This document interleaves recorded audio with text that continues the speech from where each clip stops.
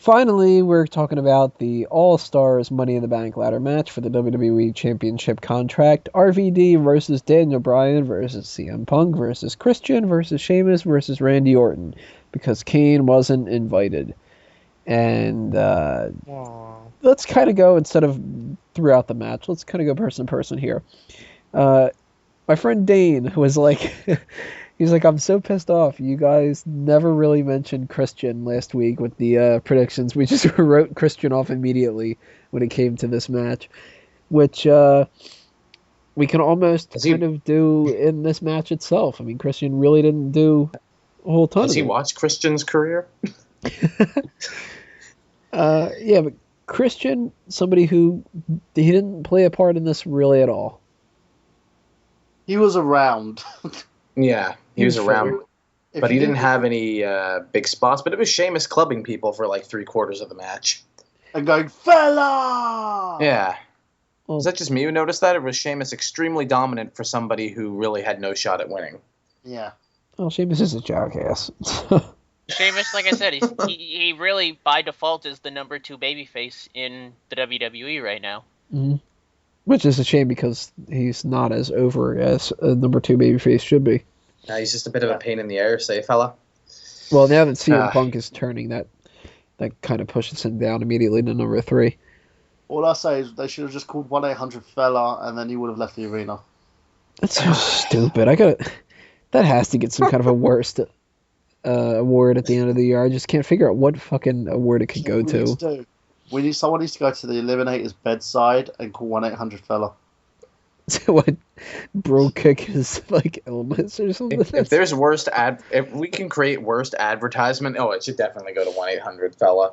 There's no point to them. It's not a real fucking hotline. It's just Sheamus. Fella! I mean, it's over the goofy self. 1-800-FELLA. But it doesn't even have enough numbers in it. I just realized that. Like, can't you just like put like 2 more numbers at the end so it goes to the full 7? Like fella for you. Fella. That way it's a real number. But yeah, Christian, he was just kind of around, and I guess that's really all we can say. I don't remember any definitive spot that he was involved in, other than maybe taking a splash from Van Dam. That wasn't anything he did. Poor Christian. He's there as like, well, we need we need either somebody to do this or a mannequin. But we have Christian, so let's start. On top of that, speaking of being a mannequin, Sheamus punched chipped a tooth out of his mouth too. On top of that, one stiff ass punch to the a stiff ass punch to the face from Sheamus caused Christian to chip his tooth in this match. The one stiff shot. Yeah, I forgot about that. Yes, that did look pretty rough. That. Oh yeah. Poor Christian. We'd already kind of talked a little bit about Sheamus there. RVD. Twice during this match did we have to see the Rob Van Dam thing with the fucking thumbs. Twice. You've seen it a lot more the next night on Monday Night Raw, to be fair. It's just stupid. I don't fucking like RVD. No, I'll get used to it. You're going to see him for at least a few months, that's for sure. I thought it was hilarious when he started doing that and everybody attacked him. Beat the shit out of him. It was just like, oh god, I hope that they knock him out and he's not participating in the whole rest of the match. Freaking the guy. First thing he does when he comes back, he gets in the ring. The very first thing he does after the bell rings, shrug. Yeah. Is that your nickname for him? Is it Shrug? Mr. Shrug Day Night? Like... No, because the whole shrugging show. And this match receives a 5-star, as in 5-star frog splash. Yeah, 5 stars out of 100, maybe. Boy, RD. So the one other thing about RVD that I wanted to point out was his frog splash, which was a little awkward because he didn't actually do that kind of. What would you call that? He just did a regular splash. He just sort of like fell. He did like a superfly splash, just fell. Yeah. Which wasn't as awkward as when Ryback did that, but the pancake splash. Yeah. But RVD, write him off, whatever. So that leaves us down to 3 people: CM Punk, Randy Orton, and Daniel Bryan. We might as well talk about Randy Orton at the end. CM Punk, mostly in this match, his big section was the whole Curtis Axel attack. It started with Daniel Bryan. Right, actually. Yeah, Daniel Bryan had a lot of momentum going towards him, and then just kind of like what happened with the previous Money in the Bank match, we have somebody interrupt the whole thing. And it seemed odd at the time that, obviously you kind of knew that CM Punk was going to have to completely turn babyface, and it was going to have to be Paul Heyman turning against him and all that other kind of stuff. But what was the point? And maybe I missed something on here, and you guys can fill me in. Curtis Axel attacks Daniel Bryan, and then he goes over to CM Punk, who gives him the GTS. I thought Punk turned him around into a GTS. He wasn't facing him or anything like that, and Punk just kind of hit it out of nowhere. Yeah, and then they had Paul Heyman come out to bitch to Axel and be like, what are you doing, or whatever. Like, did I miss something, or was that awkward as hell to you guys too? I thought what was going to happen when we saw Curtis Axel come out is that Paul Heyman was going to follow up in tow and say, "Ladies and gentlemen, your surprise replacement for Kane, Mr. Curtis Axel." And then he would have climbed the ladder and won the briefcase. Been 100 times better than what happened. That would have been terrible. What are you talking about? Curtis Axel? Mm-hmm. Ugh. No. I paid your mouth full. From sucking off. It would have done great for your points, but in the long scheme of things, I think the way this match was laid out was good. I don't understand the reasoning behind Axel attacking Bryan. I guess it was just an excuse to get him taken out for the rest of the match. Yes. But in terms of the match itself, it was okay. It wasn't amazing. The best part about it was, basically Punk getting turned on by Heyman. Not in that way. Yeah, so we talked about the Bryan thing, we talked about Punk, and now the only person left to talk about is obviously Randy Orton, the winner of the match. Some reports, and of course, any reports you got to take with a grain of salt or whatever like that. We're talking about how Randy Orton was given the briefcase because nobody was really expecting it. Now, that kind of has validity to it, because a lot of people weren't really expecting.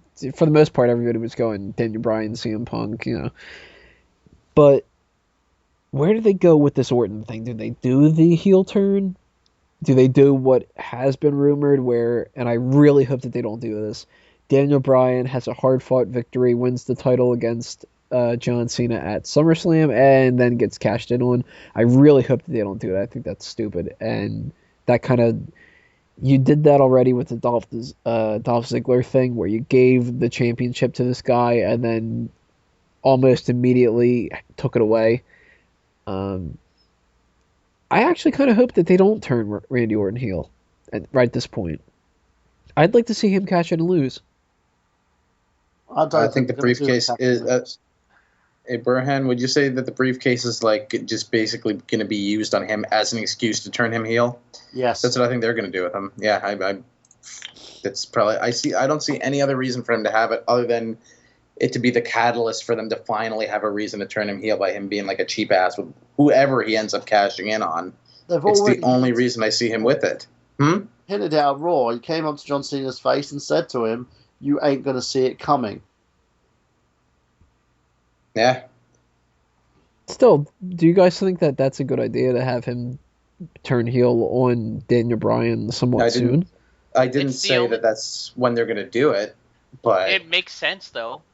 Right now, Daniel Bryan is the hottest babyface right now, besides maybe Dolph Ziggler. Yeah, but if they wanted to turn Randy Orton successfully heel, it has to be over a big time babyface that people like, and Daniel Bryan fits the bill. So if they kill really any of Bryan's heat from beating Cena for the title, though, if he just gets fucking cashed in on right away, that would. But he's not. he's not going to just go away. I guarantee you, if that happens, they're going to do Bryan versus Orton, which I'm completely okay with that. That's one of those feuds that I could see going multiple pay-per-views, maybe even to the Cell pay-per-view. In fact, I could see them going to October and doing it in a Cell matchup. Like I said, I'm okay with that if that's what they're doing.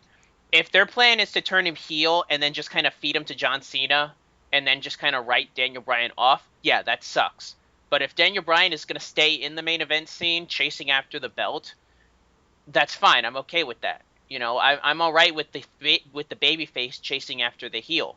And to be honest, Randy Orton is a much better heel than he is a babyface. He's been a bland babyface for years now, and I think it's about time to turn him heel.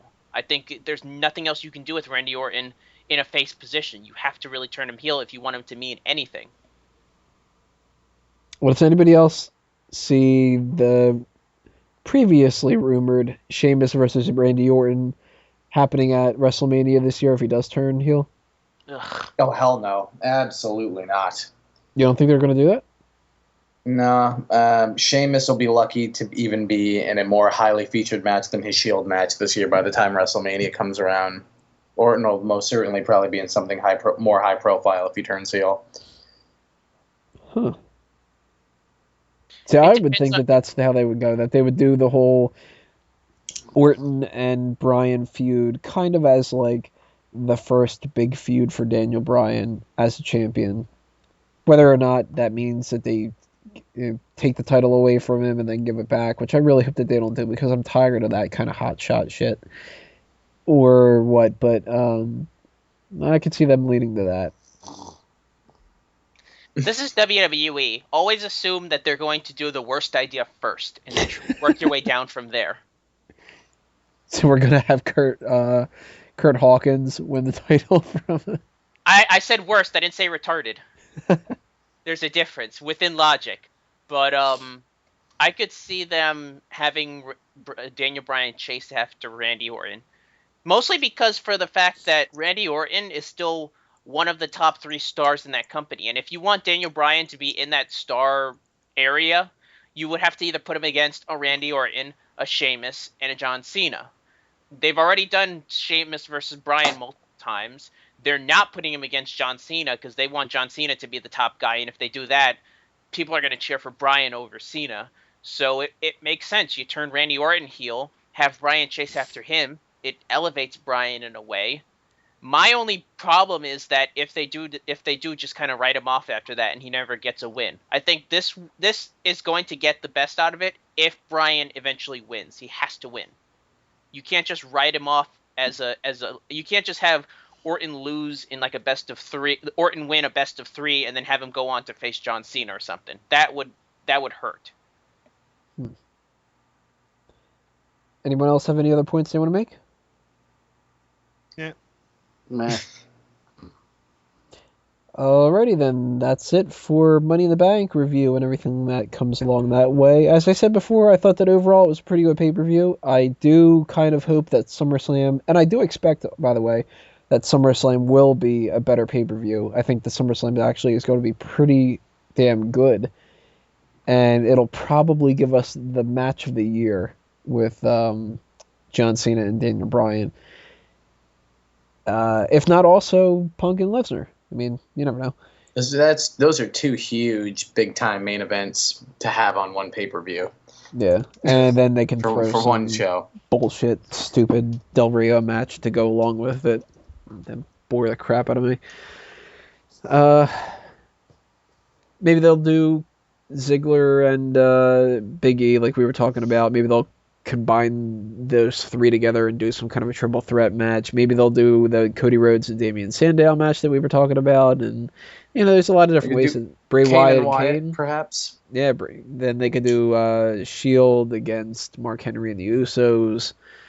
There's a lot of different things that they can do. And obviously we'll be covering all that other kind of stuff when it comes week by week to everything when it comes to Smack Talk and SummerSlam and all that other kind of stuff. So, Money in the Bank, done. And now, just one little recap about the fantasy. So, how do we stand right now? What's the order of everybody in the fantasy league?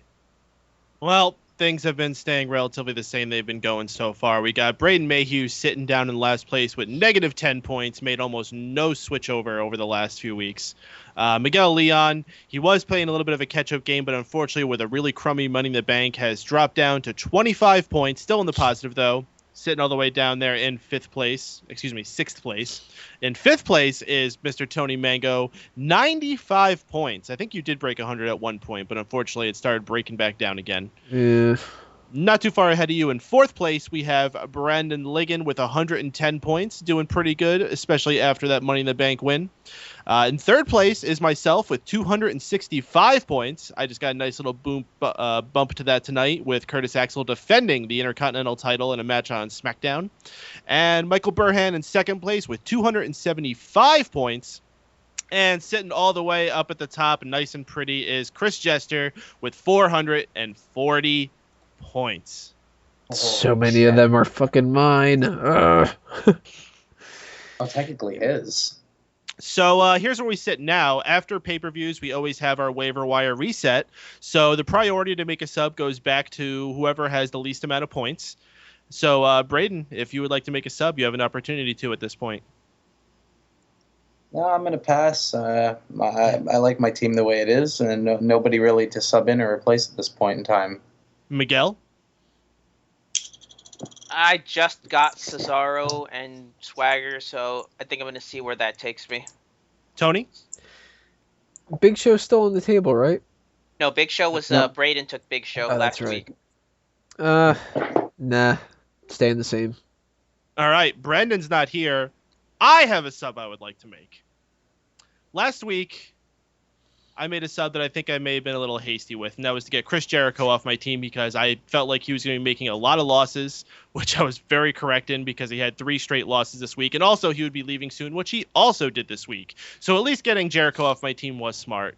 However, I replaced him with Tyson Kidd, and that I may have jumped the gun on a little bit. And I still think Tyson Kidd is a bright young talent. He's going to have a future in him, but not quite yet. So unfortunately, just as soon as I brought him on, I'm going to be releasing Tyson Kidd. Now, who do I replace him with? There's so many options out there. There's Brock Lesnar. There's The Undertaker. There's Triple H. There's Brad Maddox. Does he count? He's the GM, though. He's wrestled a few matches. No, I think I know who I want to replace him. I actually, I can't believe that I'm going to do this. I mean, it's insatiable that I'm going to do this. In fact, it's bodacious that I'm going to do it because I will be replacing Tyson Kidd with Bo Dallas. Wait a minute. He's debuted? Has he debuted already? Yeah, he wrestled in January. Yeah, but he hasn't been back on the roster, though. I figured they brought him back down to NXT. He's on the WWE roster. Yeah, he's on the website. Official website. Member of the WWE roster. Okay. He'll be back. Why are you He'll be going back with Bo Dallas? bofo, you know it, anyway. So why am I going with Bo Dallas is a very good question. Currently, Bo Dallas is the NXT champion. Throughout history, we've seen whoever is the current NXT champion make their way to the WWE roster sooner rather than later, and with something very good going for them. Seth Rollins, Big E Langston, and now Bo Dallas. I agree. I think Bo Dallas, if WWE is keen enough, if somebody catches on to this whole Bo face swapping thing, I could see them doing something with it. I'm telling you, man, trademark that. Bodie Mango. Yeah, he's got a great internet following at this point. He is the real life brother of Bray Wyatt, so who knows if we may see him get involved with that, whether it be actually as a part of the group or maybe even an enemy of the group. It'll just be a walk-off type thing. They'll pass by each other in the backstage, and they'll have a moment where they'll look at each other, and then that's it. Yeah, we shall see. They want to protect kayfabe. So Bo Dallas, now officially a member of Team Payton. And so that brings us to Michael Burhan. Burhan? Did we lose Burhan? I'm holding it. You're holding. All right. Well, then, the only thing that I just have to check then is if Miguel or Braden, Tony, if either of you would like to take Tyson Kidd, he is available to you guys. Nah. No. Okay, well then that concludes our Fantasy League stuff for this. Just to remind y'all, we are going into an extended session this point. We're all the way going to SummerSlam. It is a 5-week period as opposed to the usual 4-week period. And most importantly, at SummerSlam, we are going to be having our first Fantasy League shakeup. The way that's going to work is each person here is going to be making their predictions for SummerSlam. Each match that they get right is going to award them a certain amount of points, and the person who wins the most points is going to have the opportunity to switch any 2 superstars that are of the same draft spot, I guess you could say. Like whoever's in the number 2 spot can only be traded with someone else in the number 2 spot. Same so tier. We could see the same tier.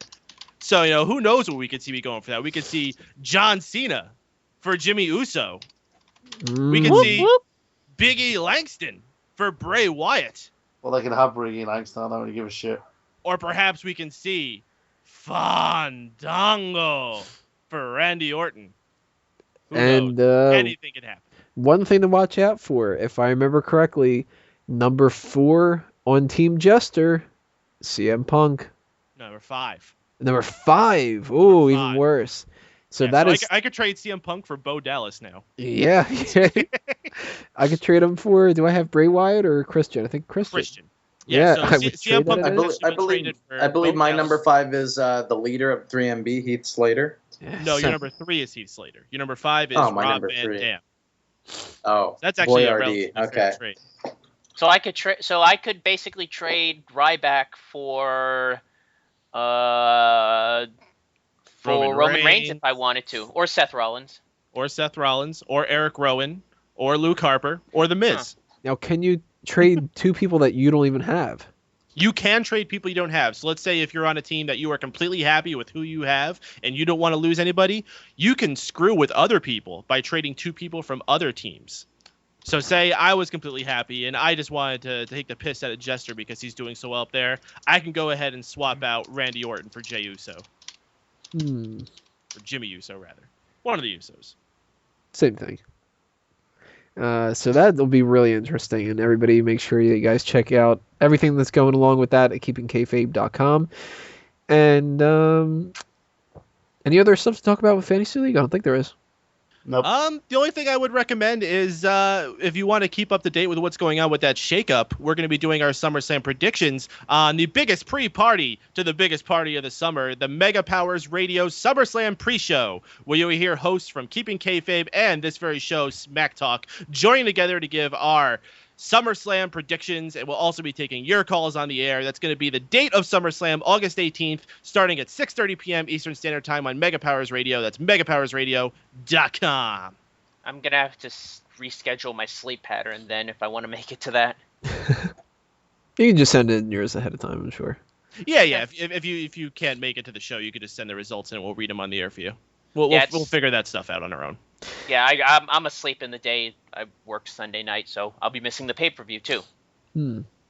That is it then. All the things we talked about are pretty much covered, except for what's the first plug? I'll give you a hint. It's the same thing as always. You want to just do it? No? Alright, I'll do it. Sign Me Up Initiative. Bring a Smark Out Moment sign to any kind of wrestling event, be it WWE, TNA, or blah, blah, blah, blah, blah. Send me blah, blah, blah, and blah, blah, blah, blah, blah. Good plug. Exactly. If you don't know it by now, go back and watch the other episodes, or look at the damn screen. It's all you really and like him on Facebook, follow him on Twitter, and take care. Spike your hair. So, going over to everybody else. Braden, hit us with your plugs. Okay, of course, people can subscribe to my YouTube channel. That's www.youtube.com/spoodbeast. And from there, you can find me on any other kind of social media. Facebook, Twitter, Instagram, all that kind of stuff. You can check out fanboysanonymous.com, one of the many branches that Tony has that's in relation to Smark Out Moment and all the other projects he's got going on. Myself and many other people included, of course, publish and do content for that website. And I'm sure it might, meet in the plugs later on down the list here. So whoever's going up next, do take over. Miguel. Fanboysanonymous.com, my blog 90s Kid Presents. I'm just finishing up my latest article. I know I've been behind, but it's a big one. It's going to be 2 games actually that I'm going to be reviewing, both connected with each other. So I'm just finishing that up. I'm hoping to have it up by tomorrow. Bryan. Go to www.fanboysanonymous.com for all things nerd thingies. I also run a YouTube channel, youtube.com/thenerdgenius, where I post videos for Movie File, and also I do like vlogs and stuff as well on gaming and wrestling and stuff. And also check back tomorrow, or should I say today, 8 p.m. Eastern Standard Time, 1 a.m. GMT, that's Greenwich Mean Time, for I Got Gameplay. It's part of the Mega Powers Network, a network of superpower radio shows. That includes my I Got Gameplay, the Daceman Show, Geek Speak, and loads of other shows on there as well. Payton will probably tell you loads and loads about that. But check back for I Got Gameplay this week, as we will be discussing the greatest topic that a topic that I know we're going to have extreme fun with, and that's supporting characters. Aww, so, I was pushing for licensed games. Well, we're going to be doing a lot of bitching about characters like Tails. So if you want to join us, you can do by ringing the specialized number, which I will give in our showtimes. Just make sure you tune in. Still not the most annoying side character. Hey, listen, hey. No idea what that was. Payton, you're up. Oh, goodness gracious. All right, well, if you would like to follow myself personally on various social networks, you can do so by the handle MRPADEN. That's Mr. Payton. If you want to check out some of the projects I have, I do my own wrestling podcast called Keeping Kayfabe, where wrestling is still real to us. Damn it! I love when people pick that up on there. We air live Thursday nights at 9 p.m. on blogtalkradio.com/Dream Elite. That's Dream Elite Radio. It's the Thursday Night Wars. We're going head-to-head with TNA Impact because, hey, they released everyone but Hulk Hogan. We got to make sure that he gets the axe, too. Can't leave one person on the payroll. We got to get rid of them all. Selfish. This week, we did the most unique match I've probably ever watched. It was the grocery store death match. Something that could only happen in Japan. I watched a man get slapped with a fish in this match. And you can hear myself, Brandon Ligon, and Michael Burhan discuss that man getting slapped by a fish. I've seen that too. It's called the Fish Market Street Fight. Nope, different match. This was done in Japan in 1995. These were the originators of slapping people with fish. By the way, just as a bit of a suggestion, I don't know if you've already laid out your plans for keeping kayfabe, but I figure since they're doing Bryan versus Cena at SummerSlam, maybe you guys can do an episode on Bryan versus Cena from Velocity back in 2006, was it? It's not a bad idea. It's not a bad. Matter of fact, the one we're doing this coming week is something very similar. We're doing it before they were stars with Sheamus O'Shaughnessy going up against the Drew Galloway, otherwise known as Drew McIntyre, in a before they were stars segment from when they were wrestling in IWW, Irish Whip Wrestling, which is a fed from over in England, I think it is. So that'll be happening. And I'm a writer on Fanboys Anonymous. I just posted my most recent article with Jessica Nigri looking beautiful. So if you like beautiful blonde women, that's on there. You gotta get an interview. If you like beautiful blonde men, I think Tony will have another site for you. feet.com. That's my last plug, feet.com. Good night. All right, guys, as everybody mentioned before, fanboysanonymous.com for everything geek. If you're a fan of movies, TV shows, comic books, video games, friggin' everything that comes with that kind of stuff, then go and check that out. And outonlimbs.com for social commentary stuff, me bitching about the world and giving my brutally harsh opinions and pissing everybody off because, if one person disagrees with me, whether it's about not liking Elvis or about not drinking soda or whatever, I'm sure. You don't like Elvis? No, not at all. What the fuck's wrong with you? Tony, we can't go on together with suspicious minds.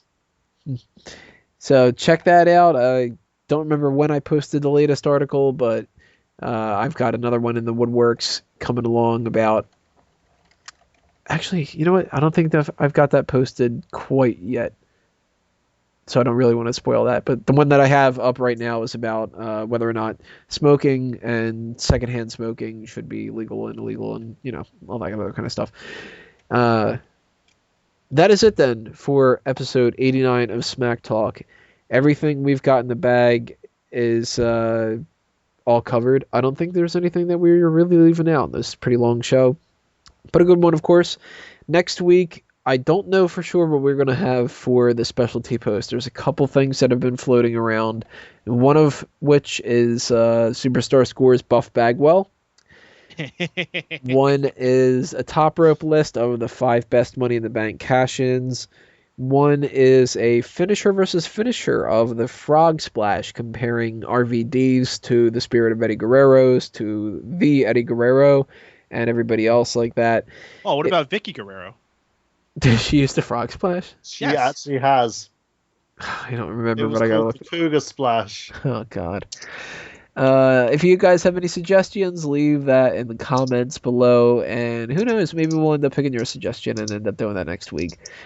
And of course, as I mentioned before, go ahead and check out that August 2nd live show, the Hog Splash. Yeah, that was horrible. Michael Cole should be ashamed of himself. Episode 89 in the bag. Thank you to everybody who participated and everybody who watched. This has been another Smark Out moment. We're being counted out. Adios.